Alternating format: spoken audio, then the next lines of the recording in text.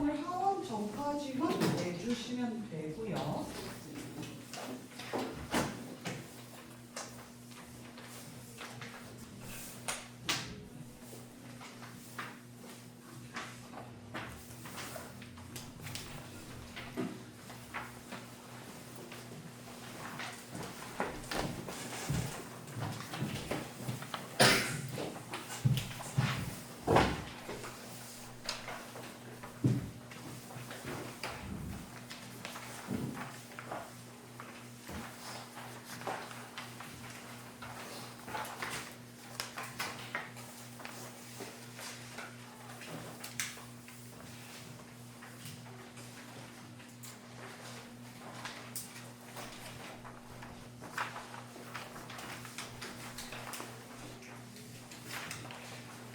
얘들아, 사실 학교가 조금 많아서요. 특정 학교를 타겟팅해서 이야기하진 않고요.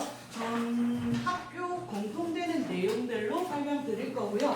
사실 고의 내신, 물리 내신 같은 경우는 큰 차이는 없습니다. 그럼 전반적으로 어떻게 진행되는지 우리 중간고사 시험 범위까지 해당하는 공식 오늘 다 볼 겁니다, 얘들아. 중간고사 시험 범위까지 운동량과 충격량 또는 역학적 에너지 보존까지 들어갈 거란 말이야. 그럼 여기까지 공식 오늘 다 정리할 겁니다. 그리고 다음 주부터 다시 하나하나 개념 잡으면서 예제 문제 차근차근 볼 거고요. 오늘은 실제로 연계되는 문제가 어떻게 기출문제에 활용되는지 여러분한테 직접 보여드리고 여러분이 풀어보도록 하겠습니다. 자, 볼게요, 얘들아.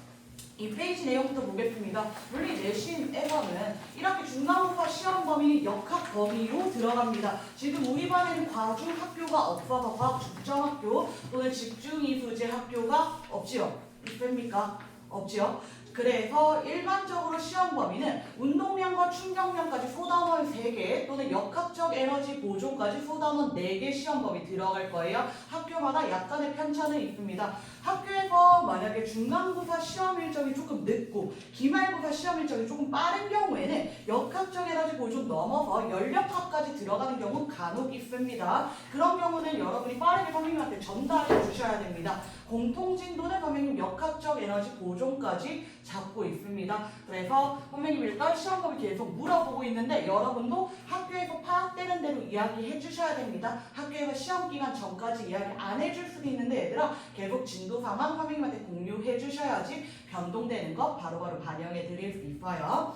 자, 그리고 실제 시험 문제 어떻게 출제되느냐라고 이야기하면 기본적으로는 기출문제입니다. 모의고사 기출문제인데 모의고사 기출은 고2 모국가 있고요. 고3 모국도 있습니다. 고2, 고3 다 반영이 됩니다. 고2 모국 같은 경우는 3월은 사실 쓸 문제가 몇 개 없어요. 3월 같은 경우는 대부분 고1 내용으로 나오기 때문에 여기서 뽑았을 문제는 여러 가지 운동 정도, 뉴턴 운동 법칙 정도 들어가고요. 그 이후로 6월 시험 범위 6월까지 들어가는 게 보통 여러분 중간고사 시험 범위하고 조금 넘습니다. 6월까지 들어가는 게 9월은 더 넘어가고요. 그 다음 고3도 마찬가지로 3, 6, 9, 11 이렇게 들어가는데 물론 중간중간에 이제 지역 교육청에서 나오는 기출문제들도 있습니다. 교육청에서 나오는 기출문제들도 있는데 고3 같은 경우는 전범위입니다. 시험 범위가 1단원부터 3단원까지 전범위이기 때문에 고3 문제에서는 필요한 단원들만 선생님이 뽑아줄 거고요. 대부분의 학교에서는 최신 3개년 또는 많으면 최신 5개년 정도 들어가고요. 일부 특수한 학교, 이와 같이 부교재가 확실히 있는 학교 같은 경우에는 19년도, 18년도 이렇게 조금 많이 과거로 가기도 합니다. 근데 부교재에 있는 문제랑 연계되기 때문에 부교재에 있는 문제들 모두 풀어주시면 되고 최근 몇 개년 먼저 풀어주셔야 됩니다. 최신 몇 개년. 그래서 이거 반영해서 선생님 여러분 워크북 만들어 드릴 거고요. 그리고 EBS에서 나오는 문제들 있거든요. EBS에서 기본적으로 매년 나오는 수능 특강이 있습니다. 올해 나오는 수능 특강 같은 경우는 2026 되겠습니다. 26년도 수능 대비이기 때문에 2026 수능 특강이 있고요. 2026 수능 완성도 나오게 됩니다. 그래서 보통은 수특이 많이 들어갑니다. 당해년도 수특 또는 학교 선생님들이 당해년도 수특 같은 경우는 바쁘셔서 분석을 못하는 경우가 있어. 그럼 전해년도 수특 들어갑니다. 2025 수특. 근데 부교재가 수특으로 아예 지정이 됐다면 당해년도 수특 보시면 되고요. 부교재로 지정되지 않았다면 전년도 수특, 전년도 수강까지 봐주시면 됩니다. 그리고 나서 이 BS에서 또 나오는 게 뭐냐면 매년 나오는 건 아니고 이제 개념 완성이라고 있어요. 개념 완성이 있고요. 개념 완성 기본이 있고요. 그냥 개념 완성이 있고요. 여기에 개념 완성 문 한 편 이렇게 들어갑니다. 개념 완성 문 한 편. 그래서 개념 완성이나 개념 완성 문 한 편 같은 경우에는 교육과정을 벗어나는 내용이 조금 있습니다. 교육과정을 벗어나는 내용이 조금 있는데 학교 선생님들이 이것 또한 참고 자료로 많이 쓰십니다. 그래서 여러분 시험 문제는 이 안에서 보통은 출제된다. 그리고 서술형이나 서답형 있는 학교 같은 경우는 교과서나 프린트 조금 더 꼼꼼히 봐주셔야 되겠습니다. 교과서나 프린트. 근데 되게 특이한 내용이 나오진 않아 얘들아. 서술형이나 서답형 나온다 해도 계산 문제들이 나오거나 그래서 이거를 답을 서술형으로 적는 경우 아니면 유도하는 과정이 어떻게 되는지 적는 경우 또는 예시 정도 적는 것들 나올 거기 때문에 서술형, 서답형 나온다 해서 쓰기 내용이 있지는 않습니다. 자, 그래서 출제 비중 같은 경우는 얘들아 여기 7문제 지워버리시면 됩니다. 학교마다 다 달라서 물체 운동, 뉴턴 운동 법칙, 운동량과 충격량 이렇게 포단원 3개가 나오는 경우 있고 아니면 역학적 에너지 보존까지 포단원 4개가 나오는 경우가 있는데 비슷한 비중으로 출제가 됩니다. 비슷한 비중으로 출제가 되고요. 수능 특강이 부교재인 학교 같은 경우는 물체 운동, 뉴턴 운동 법칙이 하나의 단원으로 묶여 나옵니다. 하나의 단원으로 묶여 나오고 그 다음 운동량과 충격량, 역학적 에너지 보존 이렇게 들어간다라고 봐주시면 됩니다. 이렇게 중간고사 시험 범위 출제될 거고요. 얘들아 앞으로 기말고사 2학기 시험도 마찬가지로 연계되는 내용은 이러합니다. 연계되는 내용은 이러합니다. 그래서 우리는 오늘 운동량과 충격량까지 보는 거 목표로 하고요. 여러분 잘 따라오시면 역학적 에너지 보존까지 공식 쭉 정리할 겁니다. 얘들아 공식 안 많아. 공식 2페이지 안에 다 끝낼 겁니다. 공식과 개념 자체는 여러분 중간고사 시험 범위에 해당하는 내용 2페이지 안에 끝날 거라서 오늘 공식 알려드리는 거 오늘 외우세요. 얘들아. 이번 주에 다 외우세요. 안 많아요? 안 많아요? 여러분 영단어 외우는 것보다 훨씬 적습니다. 영단어 외우는 것보다 수학 공식 외우는 것보다 훨씬 적으니까 오늘 외우자 얘들아. 오늘 외우자.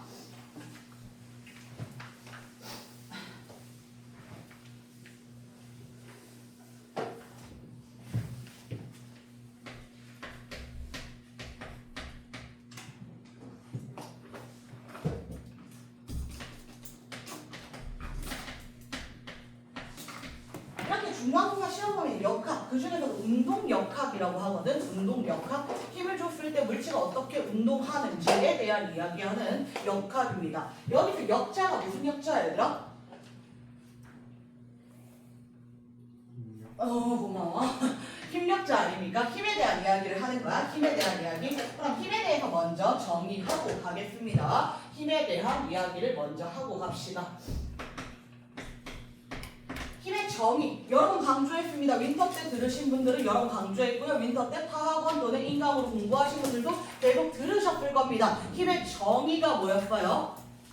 물체의 모양이나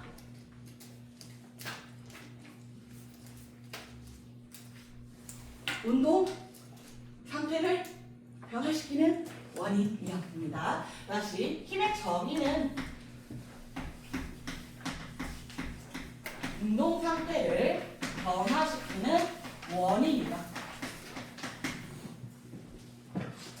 얘들아 이 정의의 의미를 여러분이 조금 정확히 파악을 했으면 좋겠습니다. 힘의 정의란 어떤 의미를 가지는지를 파악하셔야지 여러분이 역학의 큰 틀을 깨고 있는 거란 말이야. 힘이란 물체의 운동 상태를 변화시키는 안 돼 있어?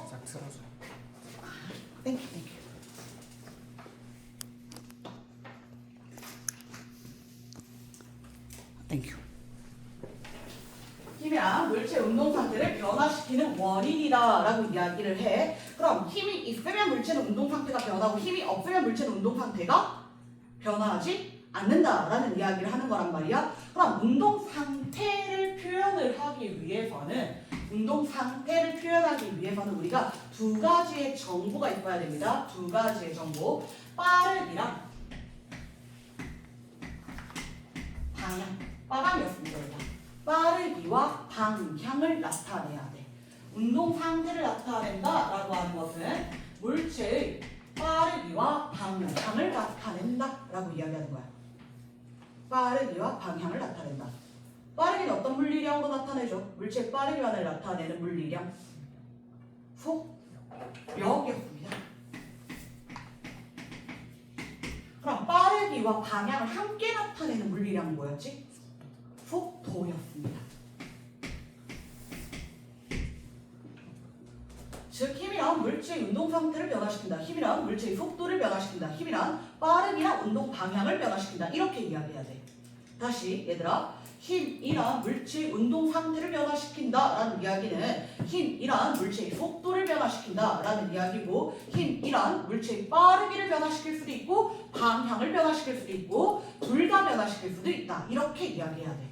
이해될까요? 그럼 물체에다가 힘을 주지 않는다면 이 물체는 빠르게 변합니까? 안 변합니까? 안 변한다는 거야. 방향 변합니까? 안 변합니까? 안 변한다는 거야. 그럼 다시 얘들아, 어떤 물체가 운동을 하고 있어요? 운동을 하고 있는데 이 물체가 받는 힘이 없다면 빠르게 변해요? 안 변해요?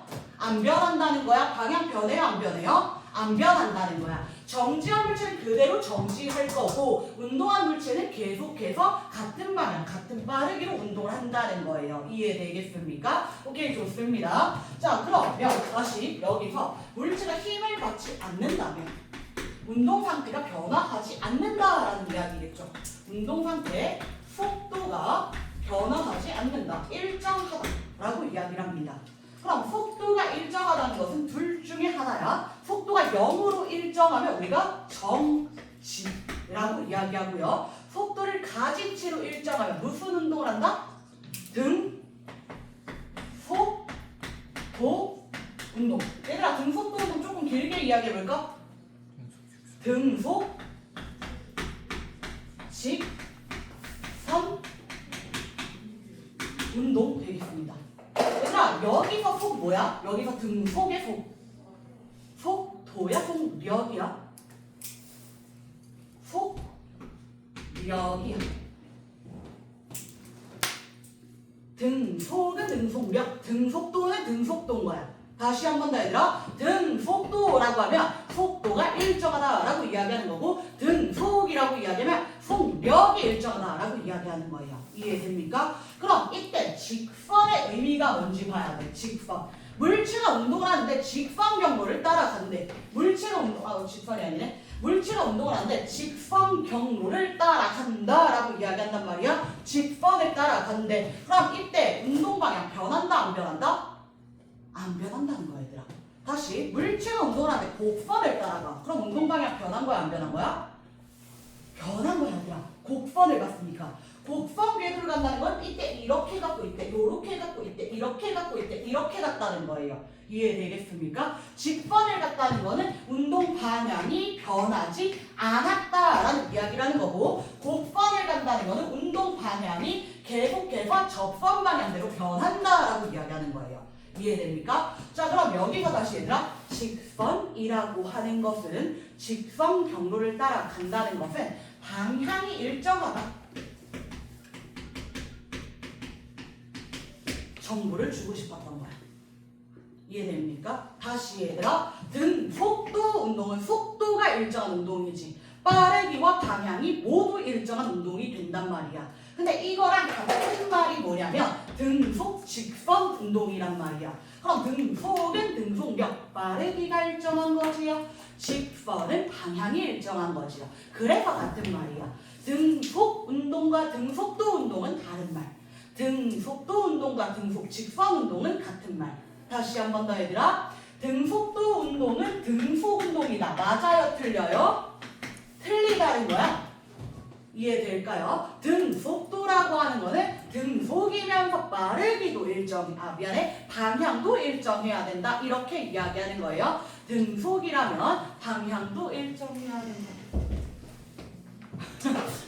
될까요? 여기까지 이해되겠습니까? 오케이. 5개념이 많아서 그렇습니다. 얘들아. 이 부분 5개념이 많아서 그렇습니다. 근데 역학 문제 풀면서 이 부분 5개념 잡지 않으시면 계속 이상한 소리 하시기 때문에 개념 좀 잡고 갈게요. 여기까지 해야될까요? 자, 그럼 다시 올라갈게요. 힘이란 물체 운동 상태 변화의 원인이고 힘이란 속도 변화의 원인입니다. 자, 우리 속도 변화를 나타내는 물리량 뭐였죠? 세 글자로 표현했지요. 속도 변화를 나타내는 물리량 가속도였습니다. 자, 그럼 이제부터 우리는 이렇게 이야기해야 돼. 힘이 있으면 속도가 생긴다가 아니라 힘이 있으면 가속도가 생긴다. 다시 한 번 더. 힘이 있어야 속도가 생기는 것이 아니라 힘이 있으면 가속도가 생긴다는 거야. 이해될까요? 이해될까요? 물체 A는 오른쪽으로 2m/s로 일정한 속도를 가지고 운동하고 있다. 그럼 이 물체는 힘을 받는다고 안 받는다고? 안 받는다라고 이야기해야 돼. 안 받는다. 이해될까요? 다시 어떤 물체 B는 처음에 정지 상태였는데 이 물체가 가속도가 2m/s 제곱으로 일정하다라고 이야기하면 이 물체 힘 받는다 안 받는다? 받는다라고 이야기한다는 거야. 힘을 받는지 안 받는지는 가속도로 이야기를 해야지 속도로 이야기하는 게 아니라는 거야. 속도가 있어도 힘을 받을 수도 있고 안 받을 수도 있다는 거야. 다시 한 번 더. 속도가 변해야지 힘을 받는 거지 속도가 있다고 해서 힘을 받는 건 아니다라는 거예요.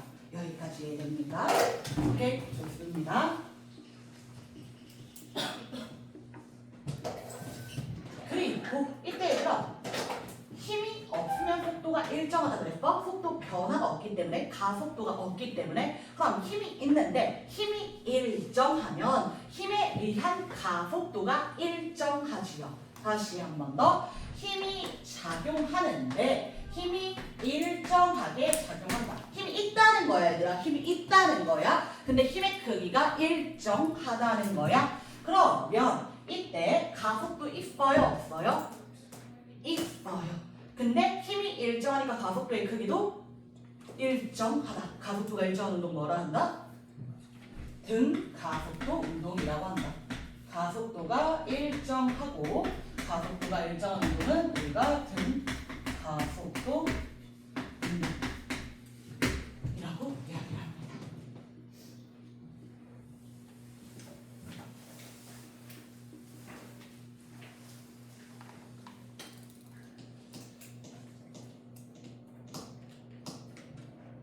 그래서 이걸 여러분이 통합과학 때 배웠던 게 중력을 받는 물체 운동에 대해서 이야기했습니다. 중력을 받는 물체 운동.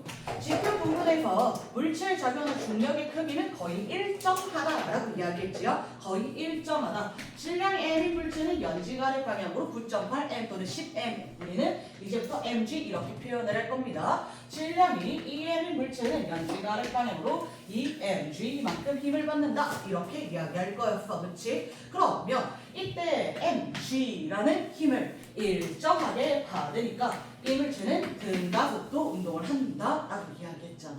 마찬가지로 이 mg라는 힘을 일정하게 받으니까 힘의 크기가 일정해, 가속도의 크기가 일정해, 등가속도 운동을 한다라고 이야기했던 거야.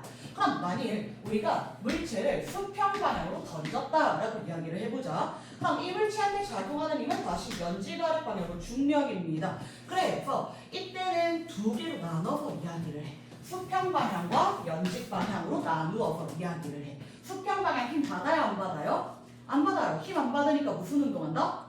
등속도 운동한다. 연직 방향 힘 받아요 안 받아요? 받아요. 근데 그 힘의 크기가 어떻다?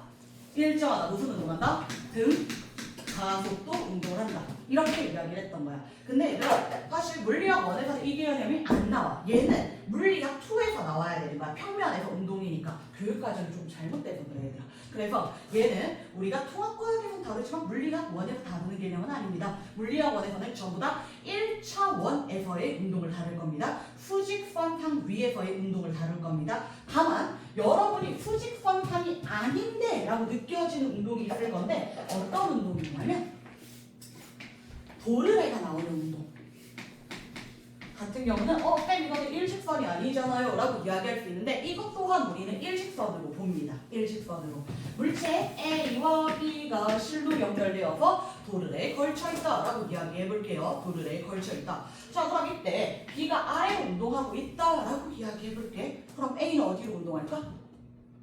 빗면 윗방향 운동하지. 이걸 그냥 우리가 펴서 일직선이라고 본다는 거야. 앞으로는 일직선이라고 본다는 거야. 이해될까요? 또는 어떤 식으로 나오냐면 이렇게 매달아놨을 때도 나옵니다. 이렇게 매달아놨을 때 A 물체 있고 B 물체 있고요. A가 오른쪽으로 운동한다. B는 어디로? 아래쪽. 이게 일직선이라고 본다는 거야. 얘들아 그냥 우리 펴서 일직선 1차원이라고 본다는 거야. 또 다시 한 번 더. 얘들아 A가 있고 B가 있어요. A가 위로 운동을 합니다. B 어디로? 아래로 운동한다라는 거 여러분 알 수 있겠죠? 일직선이라고 본다는 거야. 얘네를 다 펴서 이야기할 수 있어야 돼 우리는. 얘네를 다 피면 이렇게 될 것이다 라고 예상을 해야 된다는 거야. 이해됩니까? 자 그러면 하나만 더 이야기하자. 공기저항과 마찰을 무시할게. 공기저항과 마찰을 무시하는데 이때 A와 B는 속도를 측정했더니 속도가 일정하더래. 등속도 운동을 하더래. B가 등속도면 당연히 A도 등속도입니다. A가 등속도면 B도 등속도입니다. 실로 엮여있기 때문에 같은 시간 동안 같은 거리만큼 갈 겁니다. 매 시간 이동 거리가 같습니다. 속도 같습니다. 가속도가 있다면 가속도도 같을 겁니다. 이해될까요? 자 그럼 A랑 B가 지금 속도가 일정하다. 등속도 운동을 한다라고 이야기했어. 속도가 일정하다라는 것은 가속도, 속도 변화가 있다는 거야, 없다는 거야? 없다는 거야. 그럼 물체한테 작용하는 힘이 얼마라는 거야? 힘이 있다, 없다? 없다라고 이야기해야 되는 거야. 힘이 없다라고 이야기해야 되는 거야. 그럼 이때 작용하는 힘을 우리가 뒤에서 다시 한번 차근차근 할 건데요. 먼저 이야기해볼게. 힘을 나타내 보면 뭐가 있을 거냐면 A 중력 있을 거지요. B도 중력 있을 거지요. 그 다음에 실이 있으니까 장력 있을 거지요. 장력 있을 거지요. 이해될까요? 자 그럼 A 입장에서 중력과 장력의 크기가 어때요? 같아요. B 입장에서 중력과 장력의 크기 어때요? 같아요. 그래야 힘이 없는 거야 얘들아. 힘이 없는 거야. 힘이 없다라고 하는 거는 모든 힘이 아예 없을 수도 있지만 예를 들어 선생님이 지금 이 분필지우개를 들고 있잖아요. 이 분필지우개는 중력 있을 거잖아. 그리고 내가 들고 있는 힘 있을 거잖아. 그래서 합력이 0일 수도 있다는 거예요. 이해됩니까? 그것도 힘이 0이다 라고 보는 거야. 힘이 0이다. 이해될까요? 그렇기 때문에 이때 A한테 작용하는 중력, 장력 같고 B한테 작용하는 장력, 중력 같습니다. 그리고 이때 장력의 크기는 서로 같습니다.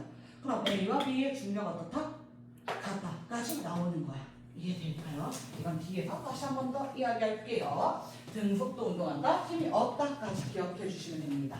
이게 힘에서 여러분이 기본적으로 기억해야 될 내용이고요. 다시 이제 1단원 개념부터 들어가겠습니다. 1단원 개념부터 들어갈게요. 1단원에서는 여러 가지 운동, 물체의 운동에 대해서 이야기를 합니다. 여러 가지 운동, 물체의 운동에 대해서 이야기합니다. 공식 계속 쭉 정리하겠습니다. 자, 운동을 분류하겠습니다.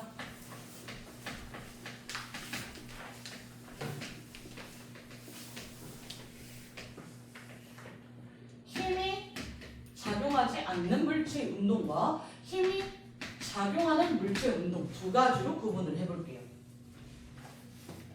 자, 힘이 작용하지 않는 경우는 다시 둘로 나눌 수 있습니다. 어떻게 나눌 수 있지? 힘이 작용하지 않는다. 물체 운동 상태는 정지 그리고 또는 등 속도. 이해될까요? 자, 그러면 힘이 작용하면 속도 변화 있다 없다? 있다. 가속도 있다 없다? 있다라고 이야기해줘야겠지요. 이해될까요? 그러면 힘이 작용하면 전부 다 가속도 운동이야. 힘이 작용하면 전부 다 가속도 운동이야. 근데 힘이 작용하는 경우 중에 우린 특수한 경우 하나 이야기하잖아. 힘의 크기가 일정한 경우 되겠습니다. 아니야. 윤도. 네. 힘의 크기가 일정한 경우. 눌러 갈래? 눌러 갈래? 힘의 크기가 일정한 경우 있겠습니다. 힘의 크기가 일정한 경우.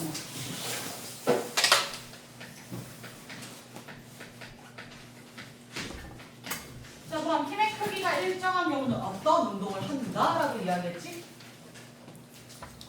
등, 가속도.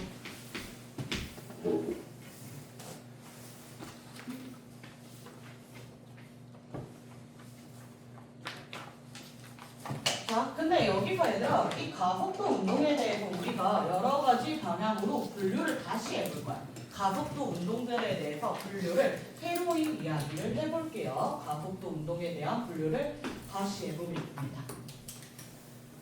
힘이 작용하면 물체는 운동 상태가 변해요. 빠르기 또는 방향이 변해요. 빠르기 또는 방향이 변한다는 것은 빠르기가 변해도 되고요. 방향이 변해도 되고요. 빠르기와 방향이 모두 변해도 됩니다. 빠르기가 변한다, 방향이 변한다, 빠르기 또는 방향이 변한다. 세 가지 경우를 이야기할 수 있다는 거야. 힘이 작용할 때. 그러면 빠르기가 변화하고 방향이 일정할 때 먼저 이야기하자. 빠르기가 변화하고 방향이 일정한 경우 이야기하자. 대표적인 예시가 자유낙하 운동입니다. 대표적인 예시가 자유낙하 운동.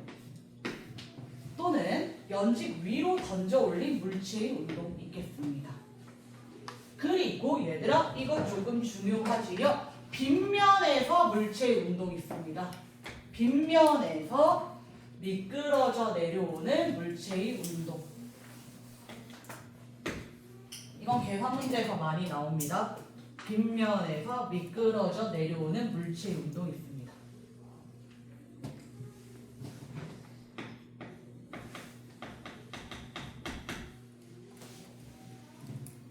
자, 빠르기만 변화하는 경우는 얘들아, 사실 물체의 운동 방향과 힘의 방향이 항상 수직인 관계에 있습니다. 자유낙하 운동은 운동 방향 아랫방향, 중력 아랫방향, 빠르기가 빨라지는 운동이지요. 연직 위로 던져 올린 물체 운동은 운동 방향 윗방향, 중력 아랫방향, 빠르기가 느려지는 운동입니다. 빗면을 따라 내려오는 물체의 운동은 운동 방향 빗면과 나란한 방향, 물체에 작용하는 알짜임은 또 빗면과 나란한 방향. 그래서 빠르기가 빨라지는 운동입니다. 근데 얘는 왜 중요하냐면 우리가 뒤에서도 다시 이야기를 할 건데 빗면 위에 물체가 있을 때 이야기를 해보자.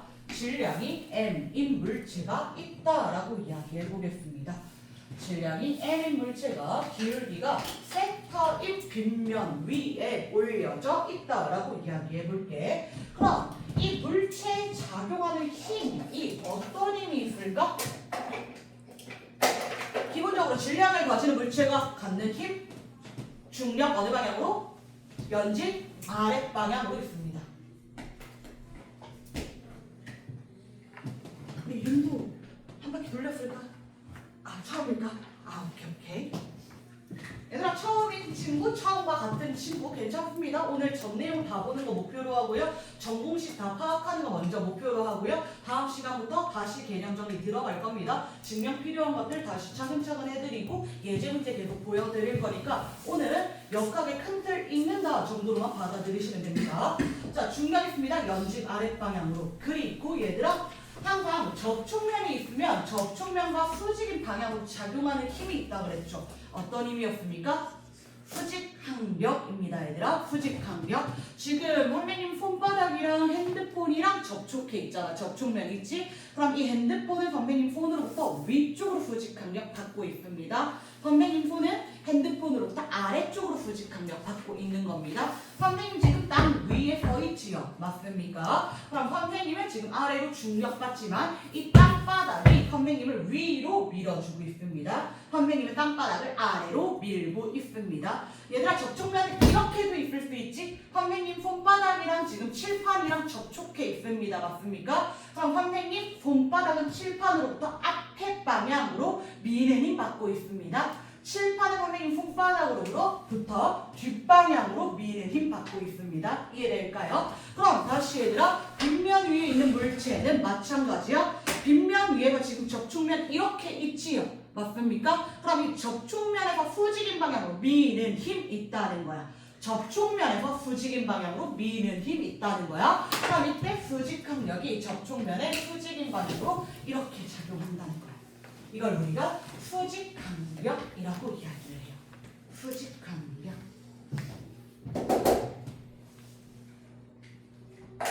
수직 강력.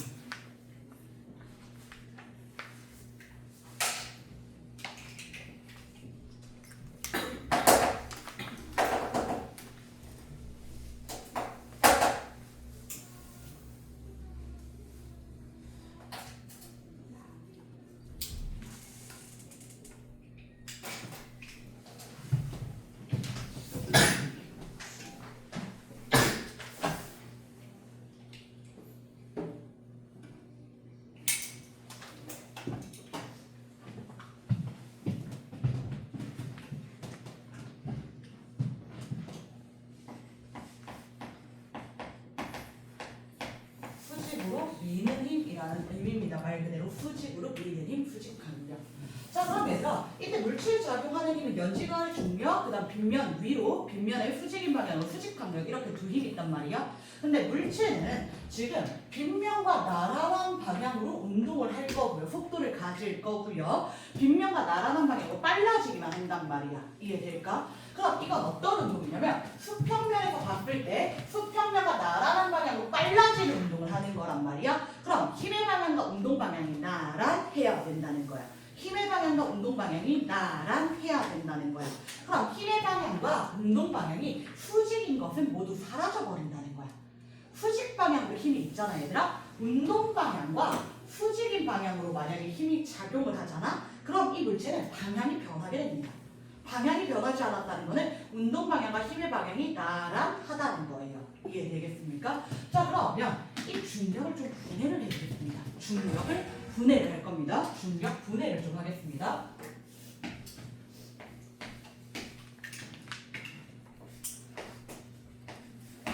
여기 연지가의 방향으로 중력 mg 있고요. 이때 각도가 세타라고 이야기했습니다. 그러면 여기 각도도 세타가 돼.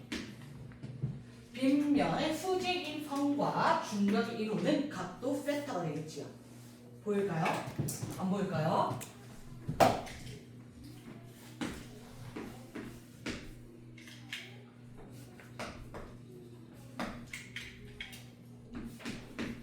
여기가 세타입니다. 그렇죠? 그러면 여기가 90 마이너스 세타입니다. 그리고 여기 다시 90도지요? 그럼 여기가 90 마이너스 90 마이너스 세타이기 때문에 여기가 세타 되겠다라는 이야기입니다.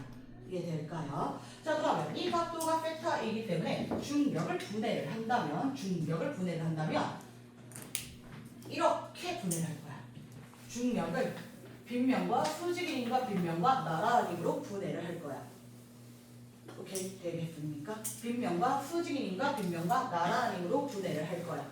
자, 그러면 여기에서 얘들아 이 값은 코사인 세타, 이 값은 사인 세타 되는 거지. 여기 세타 1이니까 그럼 빗면과 수직인임은 mg 코사인 세타로 정의할 수 있고요. 빗면과 나란한 힘은 mg 사인 세타로 정의할 수 있습니다.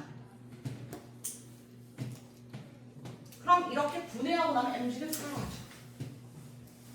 얘들아 윈터 때도 이야기했지만 사실 이건 교육과정 외의 내용입니다. 교육과정에서는 세타 분해, 벡터 분해가 나오지는 않습니다. 근데 이 인근에 있는 학교들에서는 이 세타 분해를 종종 활용하십니다. 학교 선생님들이 설명하시고요. 학교 선생님이 내신 문제, 서답형 문제에서 교육과정 외의 문제를 내시는 경우도 있어서 참고적으로 알아두시면 되겠습니다.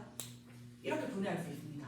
그럼 다시 돌아갈게요, 얘들아. 여기서 중력을 분해했더니 빗면과 수직인 방향으로 mg 코사인 세타 빗면과 나란한 방향으로 mg sin 세타로 분해가 된 거야. 그럼 분해했기 때문에 이 mg는 지우겠다는 거야. 이렇게 두 힘으로 나눠서 표현을 하겠다는 거야. 이해될까요? 두 힘으로 나눠서 표현을 하겠다는 거야. 다시 얘가 이건 어떤 개념이냐면 어떤 물체에다가 내가 위로 4N을 작용하고 오른쪽으로 3N을 작용했어. 그럼 이때 이 물체에 작용한 힘을 7N 이렇게 이야기하지 않는다고. 이 물체에 작용한 힘의 합은 얼마냐면 이만큼이야. 몇 N이지 얘들아? 피타고라스 이용하면 5N 된다는 거야. 그럼 이 과정을 반대로 한 거야. 지금은 중력을 수직과 수평으로 쪼개보았다는 거예요. 수직과 수평으로. 그러면 둘 중 하나만 나타내야 될 거 아니야. 5N으로 표현을 하던지 아니면 3N과 4N으로 표현을 하던지 둘 중 하나만 해야 된다는 거야. 그래서 이번에는 mg sin 세타와 mg 코사인 세타로 표현을 한 거예요. 여기까지 될까요? 자, 그럼 이때 얘들아 수직인 방향은 힘이 있다고 없다고? 없다고. 수평인 방향만 힘이 있다고. 수평인 방향만. 그러면 이때 이 수직 항력과 mg 코사인 세타가 같이 사라져 버립니다. 물체에 작용하는 힘은 mg sin 세타밖에 없다는 거예요. 이걸 윈터 때 들었던 친구들은 선생님이랑 뭐라고 약속했냐면 MA 빗명 이렇게 약속했습니다. 오늘 처음 보신 분들도 이렇게 약속할 겁니다. MA 빗면으로 약속할 겁니다. MA 빗면.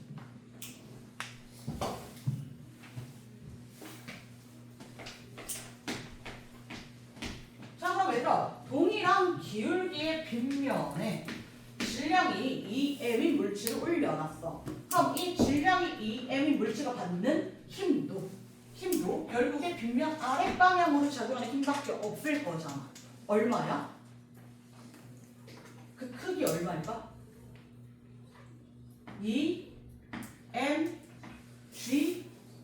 sin 세타인 거야. 이해될까요? 그럼 이거 다시 얘들아 어떻게 표현한다고? 2mA 빗면 이렇게 표현한다는 거야. 여기까지 이해될까요? 5m이면 어떻게 표현해? 5mg sin 세타로 표현해. 그리고 어떻게 나타낼 거야? 5mA 빗면. 얘들아 이건 자주 쓰는 개념입니다. mg sin 세타, mg 코사인 세타를 쓰는 것 자체는 교육과정 외이지만 MA 빗면은 무조건 나오는 거야 얘들아. 문제에서는, 교재에서는, 해설지에서는 G'이라고 쓰기도 하고요. 아니면 빗면 가속도라고 쓰기도 하는데 선생님이랑 그냥 이제 이렇게 나타낼 거야 얘들아. 이렇게 나타내고 문제에 적용하면 문제풀이 조금 더 빨라집니다. 될까요?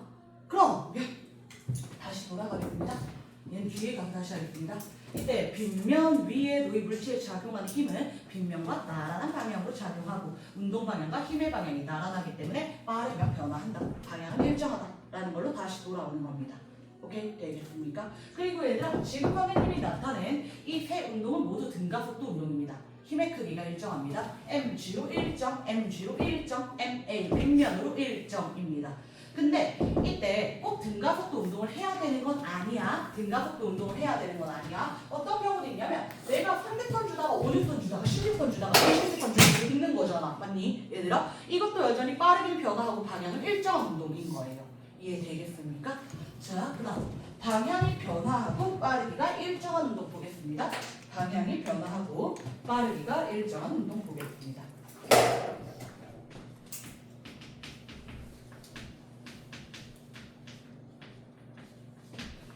이 대표적인 예시가 등속 원운동인데 등속 원운동은 낚인 포인트가 조금 많아요 얘들아.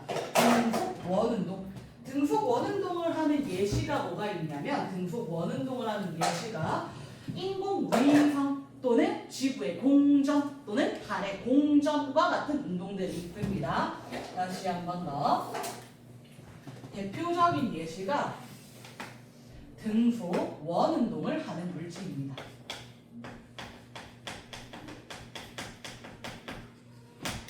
얘들아 여기서 등속 속이라고 하면 빠르기가 일정이 속력이 일정이야, 속도가 일정이야? 속력이 일정이야. 속력, 빠르기만 일정한 거야. 근데 원 운동이잖아. 원 운동. 원이라고 하는 건 직선이야, 곡선이야? 곡선이야. 운동 방향 변한 거야, 안 변한 거야? 변한 거야. 빠르기는 일정하고 방향은 변하는 운동이라는 말 자체인 거야, 얘들아. 빠르기는 일정하고 방향은 변한다. 등속 원 운동. 또는 얘들아, 등속 원 운동 외에도 어떤 운동이 있을 수 있냐면 그냥 꾸불한 궤도를 따라가는데, 꾸불꾸불한 길을 가는데 빠르기가 일정하다, 이렇게 이야기해도 돼. 커브길을 가는데 빠르기가 일정했다, 이렇게 이야기해도 돼. 근데 대표적으로 나오는 건 등속 원운동입니다. 등속 원운동. 자, 그럼 등속 원운동 하는 물체는 어떻게 운동하냐면 현재 A 위치에서 물체 운동 방향은 어느 방향입니까? 위. B 위치에서 물체 운동 방향 어느 방향일까? 왼쪽. C 위치에서 물체 운동 방향 어느 방향일까? 아래쪽. D 위치에서 물체 운동 방향 어느 방향이에요? 오른쪽이지요. 맞습니까? 그럼 이때 얘들아, A 위치에서 물체가 받는 힘의 방향은 어느 방향이야? 왼쪽이지요. B 위치에서 물체가 받는 힘의 방향은 아래쪽이지요. 원의 중심 방향입니다. C 위치에서는 힘의 방향 오른쪽, D 위치에서는 힘의 방향 위쪽입니다. 얘들아, 원의 중심 방향이라는 말 자체에 낚이면 안 돼. A에서도 B에서도 C에서도 D에서도 힘의 방향은 원의 중심 방향이거든. 근데 A에서 원의 중심 방향은 왼쪽이지. B에서 원의 중심 방향은 아래쪽이지. C에서 원의 중심 방향은 오른쪽이지. D에서 원의 중심 방향은 위쪽이지요. 맞습니까? 그러면 이때 원의 중심 방향이라고는 이야기하지만 힘의 방향 변한 거 안 변한 거? 힘의 방향 왼쪽, 아래쪽, 오른쪽, 위쪽 변한 거 안 변한 거? 변한 건 아닌 거야, 얘들아. 원의 중심은 얘들아 우리가 크게 봤을 때 이야기를 하는 거야. 근데 물체라는 힘은 이쪽으로 힘을 받았다가 이쪽으로 힘을 받았다가 이쪽으로 힘을 받았다가 이쪽으로 힘을 받는 거야. 그럼 물체가 받는 힘의 방향 변한 거야, 안 변한 거야? 변한 거야. 원의 중심은 우리가 본 관점인 거야. 물체의 입장에서는 힘의 방향이 변한다, 안 변한다? 변한다. 그럼 힘이 방향이 변했으면 힘이 일정하다 말하면 돼, 안 돼? 안 돼. 힘이 일정하다 말할 수 없다면 가속도가 일정하다 말하면 돼, 안 돼? 안 된다는 거야. 그래서 여러분이 여기서 낚이지 말아야 되는 것은 등속 원운동은 등가속도 운동이라 말하면 안 된다. 등속 원운동은 등가속도 운동이 아닙니다 라는 거 기억하세요. 힘의 방향이 변합니다. 가속도의 방향이 변합니다. 그럼 힘 변했네, 가속도 변했네, 등가속도 운동 아니야. 힘이 일정한 운동 아니야 라는 거야. 우리가 속도가 일정하려면 빠르기도 일정해야 되고 방향도 일정해야 되잖아. 가속도가 일정하려면 가속도의 크기와 방향 모두 일정해야 돼. 힘이 일정하려면 힘의 크기와 방향 모두 일정해야 돼. 이해되겠습니까? 마찬가지야. 그렇기 때문에 등속 원운동은 힘이 일정하다 변한다? 변한다 라고 이야기해줘야 돼. 변한다. 이해되겠습니까? 오케이. 얘들아 요거까지만 하고 싶게. 요거까지만 하고 싶게. 시간이 굉장히 자, 마지막 빠르기와 방향이 모두 변하는 운동 두 가지 이야기할 거예요. 포물선 운동과 진자 운동 이야기할 건데요.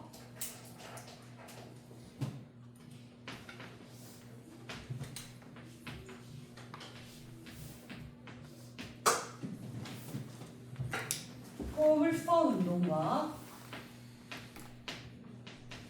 진자 운동 두 가지 이야기할 거예요.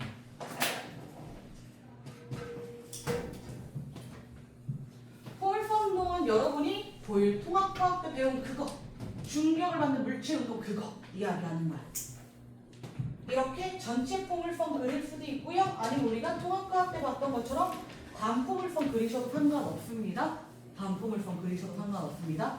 자, 그러면 얘들아, 포물선 운동하는 물체는 곡선 궤도를 그리기 때문에 방향이 변하는 거야. 그렇죠? 그리고 포물선 궤도를 그리면서 올라가는 동안 느려지고 내려오는 동안 빨라집니다. 빠르기도 변합니다. 빠르기, 방향 모두 변해요. 그 다음 진자 운동은 뭐냐면 실에 매달린 추가 왔다 갔다 하는 거. 진자가 왔다 갔다 하는 거 이야기하는 거예요. 그럼 이때 곡선 궤도 그리니까 방향 변합니다. 그리고 내려갈 땐 빨라지고 올라갈 땐 느려집니다. 빠르기 변합니다. 여기까지 될까요? 자, 그러면 포물선 운동하는 물체에 작용하는 힘 뭐 있을까? 중력이 있겠지. 공기저항과 잘 무시하겠습니다. 중력이 있겠지. 어느 방향으로? 연직 아래 방향으로 중력이 있겠지요. 어디에서나 연직 아래 방향으로 중력이 있습니다. 이때 중력의 크기 변해요, 안 변해요? 안 변해요. 중력의 방향 변해요, 안 변해요? 안 변해요. 이해되겠습니까? 중력의 크기와 방향이 일정합니다. 중력의 크기와 방향, 힘의 크기와 방향 일정합니다. 근데 이거 사실 등가속도 운동 맞거든요, 얘들아. 힘의 크기와 방향이 일정하기 때문에. 근데 물리학 1에서는 2차원에서 등가속도 운동을 다루지 않아서 얘를 등가속도 운동이라는 표현을 안 했어. 우리가 아는 개념대로라면 등가속도 운동이 맞아. 힘의 크기와 방향이 일정하니까. 근데 그 표현을 안 쓰고 뭐라고 쓰냐면 폴선 운동은 힘의 크기와 방향이 일정하다. 여기까지만 이야기해. 등가속도까지 안 들어가. 힘의 크기와 방향이 일정하니 하면 네 라고 하면 돼. 될까요?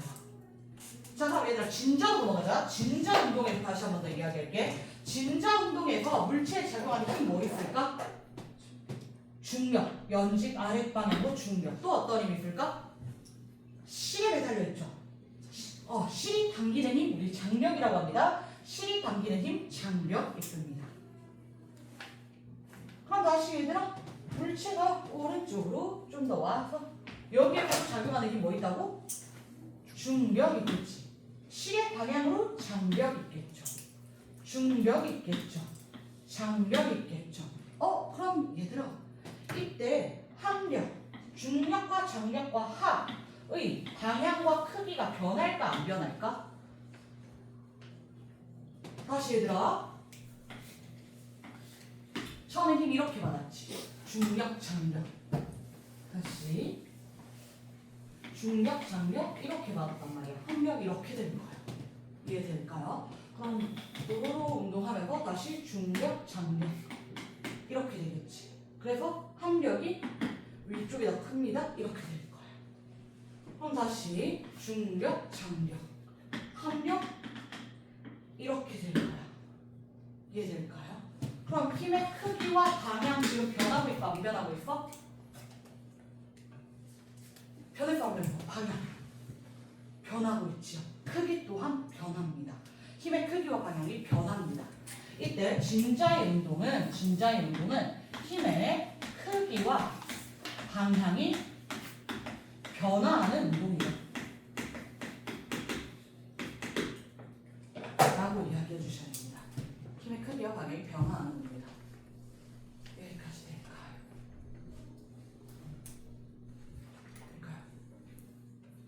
그래서 물체 운동은 이렇게 세 종류 나옵니다. 빠르게 변한다, 방향이 변한다, 빠르게 방향이 모두 변한다. 이렇게 세 가지 이야기하고요. 이때 빠르게 변하는 운동, 방향이 변하는 운동, 빠르게 방향이 변하는 운동에서 힘에 대한 이야기는 다시 이야기해 주셔야 됩니다. 힘에 대한 이야기는 물체에 작용하는 힘이 어떤 힘이 있는지 살펴보시고 이야기할 겁니다.